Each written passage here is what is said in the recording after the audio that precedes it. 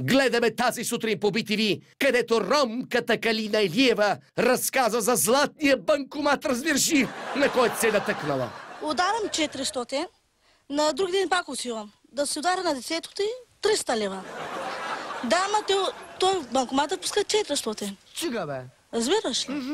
Отивам пак на други ден си дърпва. И как човек да не си дърпва, след като банкомата е толкова щедър? От името на Калина теглят и хората от селото. И така всеки ден в продължение на месеци общо 100 000 според полицията, преди банката да се усети. Ей, горкия банкомат!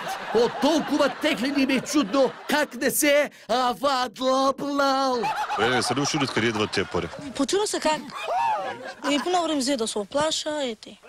И тъй!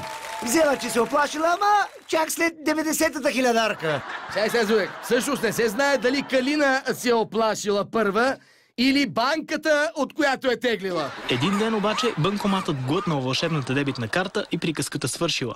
Калинка се оплакала, но от банката я отрязали. Не ли вчера отидах да си искам банкомата?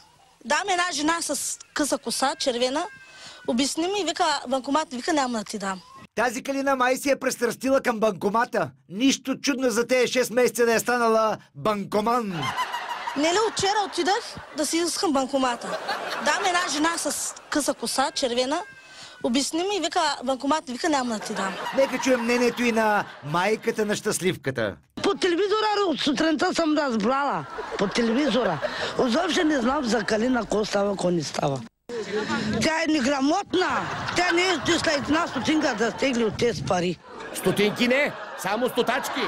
Тя не е след една стотинка да стегли от тези пари. По данни на полицията от октомври до март, семейството е изтеглило 95 600 лева. Мани. Те хора от висене пред банкомата не са имали време да ходят на работа, бе, Рачко. Ударам 400, на друг ден пак отивам. Да се удара на детето ти 300 лева.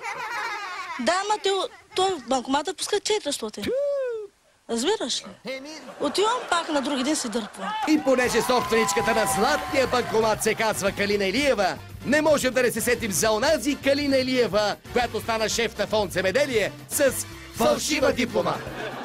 Рачков, да не би па по някаква случайност по-тъмната Калина Илиева да е изтеглила парите на по-светлата? Абе, не знам, Зуек. Едно обаче е сигурно. И двете усвоиха доста пари за кратко време.